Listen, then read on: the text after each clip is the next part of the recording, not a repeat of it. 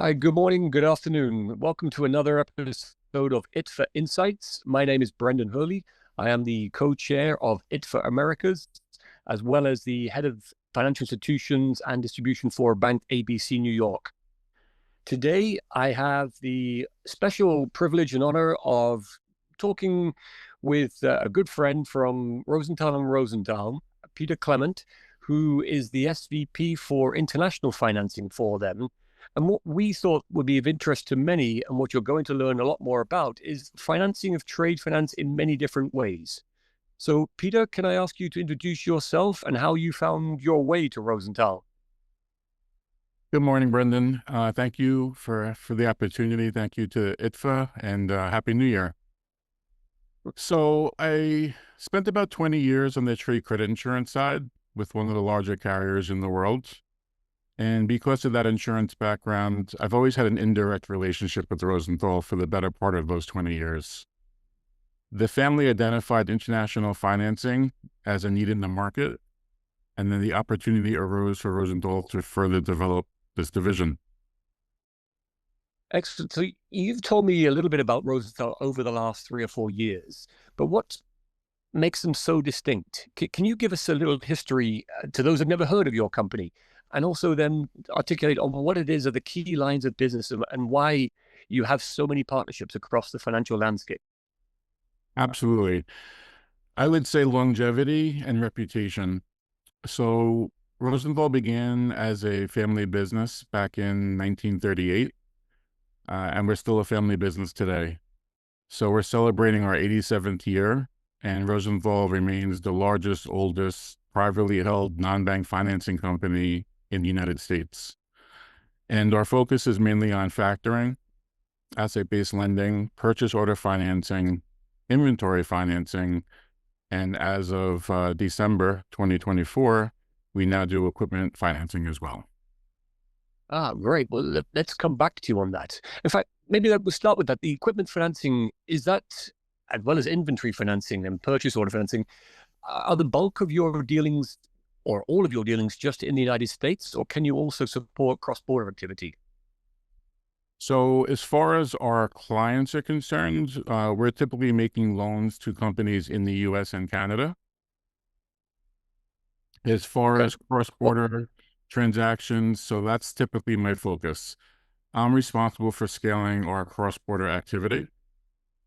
So we have, I guess, three subdivisions within international financing. Our export factoring program is basically a liquidity and risk mitigation tool that allows exporters to get paid at shipment on international sales. We usually lend anywhere between 80 to 90% of the invoice value, less a small discount, at the shipment of goods. And Rosenthal is purchasing these invoices on a non-recourse basis, meaning that the exporters are not bearing the risk of buyer non-payment.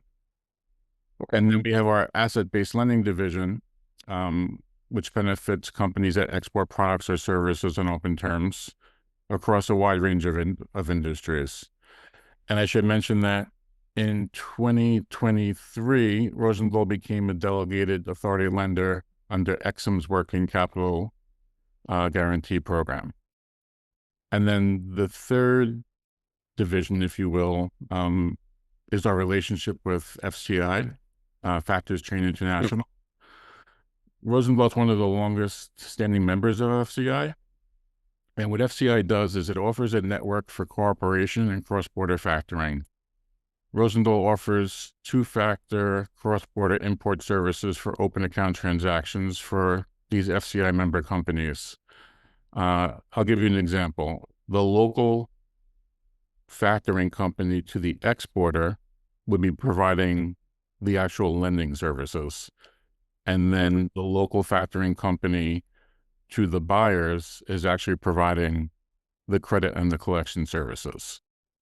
For maybe say there's a factoring company in Turkey that doesn't have the means or expertise to collect from buyers in North America, and that's where Rosenthal steps in. So the countries that we cover from an import factoring perspective are the US and Canada. Okay, excellent. Well, thank you. Well, then to put it into context, what sort of ticket sizes or deal sizes should people who've never heard of Rosenthal keep you in mind for, or follow up this podcast by reaching out to you and say, we've got a $500,000, $1 million, $2 million deal. Is that the sort of size what you can consider?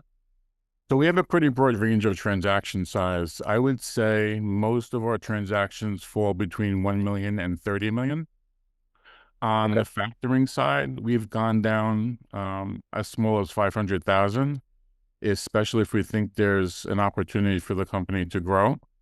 Mm-hmm. And on the ABL side, we've actually gone a little bit higher than 30 million, maybe 40 or 50 million, predicated on the client having a pretty strong collateral base that we can leverage. I suppose to state the obvious, it's important for buyer and seller to have a pre-existing, preferably a long-standing relationship, correct? Vital, both domestically and for international transactions. It's very important for us to know that there's been trading history between the seller and the buyer or buyers. It not only helps us vet what the historic dilution is going to be, but you take some semblance out of, possible disputes and quality of products and services that are being sold between the sellers and the buyers out of the mix. Another thing I just was thinking about is another feature, I should say, or another advantage is the speed of reviewing and turnaround time. Banks can be notoriously slow when it comes to internally processing applications. Would that be fair? Is Rosenthal able to review prospective deals in a shorter period of time than the typical commercial bank? Yeah, definitely. We don't like to overpromise and underdeliver. So I think it's fair to say our facilities are usually funding in about 4 weeks' time. Okay. Our recourse factoring division has funded deals inside of 4 weeks, inside of 1 month. But I would say 4 weeks is a pretty conservative timeline to set expectations with the clients. Excellent. Thank you. And so the fact you obviously work closely with commercial banks of various kinds across the country and across the world, are you a competitor or collaborator with commercial banks? So this has come up a lot in the last year or two. So I think from a perception standpoint, I think the market has always viewed banks and non-banks as competitors. But Rosenthal has relationships with over 30 banks over our 85-year plus history. We actually receive a lot of referrals from banks because they're interested in securing the deposit and treasury relationships. Right. What people tend to forget is non-banks don't have depository services, right? So we can never totally replace a bank. We basically step in and provide additional services in parallel to an existing bank. And as an example, if a company is in default of its banking covenants and the bank no longer wants to provide a loan to that company, they obviously don't want to lose their entire relationship. So they'll bring in a company like Rosenthal, who they've dealt with for many, many years, knowing that their client will be properly serviced and in good hands until such time they rehabilitate themselves and become a bankable client again. Makes sense. Listening to the appetite across the industrial spectrum, do you favor any particular sectors or wish to steer clear of certain industrial sectors? I mean, we're typically industry agnostic. People know us best probably for consumer goods, although I would say services are becoming a bigger part of our portfolio, both on the ABL and recourse factoring side. Mm-hmm. It's probably easier to say what we don't do. And that really goes back to being a family business. So reputation is very important to, the Rosenthal company and Rosenthal family. So we don't deal with cannabis. We obviously don't deal with anything dealing around weaponry or arms. We tend to shy away from coal and other ESG concerning products. That makes sense. That's come up a couple of times this year already to me. So it's good to know. What I assume you do, though, is embrace technology. You can't help but be aware of artificial intelligence of various kinds. How is Rosenthal and Rosenthal in adapting and embracing AI in different manners? So this has come up a lot. The world is certainly headed that way. And while we respect AI and the efficiency that it will one day provide, so on one hand, we've proven that we have the ability to adapt with the environment, but we do remain focused on being the lender with industry knowledge, expertise, and slowly but surely layer in technology to drive efficiency when it makes sense. That does make sense. I mean, certainly what I fear is in the commercial banking arena, AI could be adopted to eliminate jobs. But in fact, if you could also embrace it to allow you to be busier, provide more deal flow, and onboard more clients. So it's a double-edged sword in some ways. Yeah, I think, when you're dealing with a family company, we like touch points. We're very, very big on service and human relationships.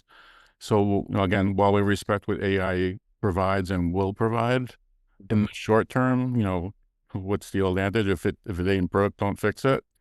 So we've been very successful for 85 plus years. So we do what we do best, and we'll, slowly adopt AI, once we feel more comfortable in what it brings to the market. One thing that is rather topical today with the inauguration of a new president is crypto. And is that something that you've been asked to consider funding trade finance dealings using various stable coins or cryptocurrencies yet? I can't say that I have that answer from a company standpoint. I myself have not had that brought up in any of the deals that I've looked at in the last couple of years. Okay. All right. So dollars, euros, G3 currencies is where you typically are asked, not even things like Mexican pesos, or are you willing to fund deals in certain other currencies? Last I looked, it's just USD, Canadian dollars, pounds, and euro. Excellent. Thank you. From a Rosenthal standpoint. So for listeners who are unfamiliar with Rosenthal and Rosenthal, thanks to you, obviously, hopefully whetted the appetite. If you were to summarize in 4 or 5 bullet points, where you can add most value to a new corporate of small, medium, or large standing, or a new non-bank financial institution that would like additional support to help its clients, could you just give us a brief synopsis of why we should call you? Yeah, so I'll just reiterate a prior statement. So Rosenthal is best in class for bank declinations, exits, or instances where foreign receivables exceed the lender's credit appetite. In other words, foreign receivables are an ineligible asset. But let's also define who is not a bankable client, right? Because not every SME in the market is bankable. So you may have a new company that has experience in a particular industry, but they were a salesperson in another company. Now they started up their own entity. They would be a perfect candidate for our recourse factoring division. And then you have other companies that have been bankable for a very long time, but may have had losses or a big dip or a big increase in sales in the last year or two. And sometimes bank can no longer continue supporting that client or are unwilling to raise their credit line to support the company's continued growth. And those are instances that would be perfect candidates for one of Rosenthal's financial services. Thank you. So you are based in New York, but I believe you have offices across the country, across the United States? Yeah, we're headquartered in New York City, diagonal from Macy's. Like I said, we're best known for consumer goods to retail from our non-recourse history. So there's a reason that we're, in the garment center. But we do have offices in now Chicago, in North Carolina, in Georgia, and Los Angeles. And, producers spread out around the country, outside of our home offices. Right. So if listeners did want to contact you, though, how would they do so? I can be best reached via my phone at 212-356-0908 or my email, which is pclement@rosenthalinc.com. So PCLEMENT @rosenthalinc.com. And people can reach out to me via LinkedIn as well. Thank you, Peter. This is perfect. A way just to sort of broaden the scope and the awareness of non-bank financial institutions who are offering additional supplemental funding solutions to work with banks and others in the industry. I hope you and I can follow up and actually close a couple of new deals together very soon. And thank you very much, everybody. Thank you, Brendan. I appreciate the relationship. Congratulations on the new gig over at ABC. Happy New Year to everyone. Thank you, ITFA. I'm looking forward to a very promising 2025.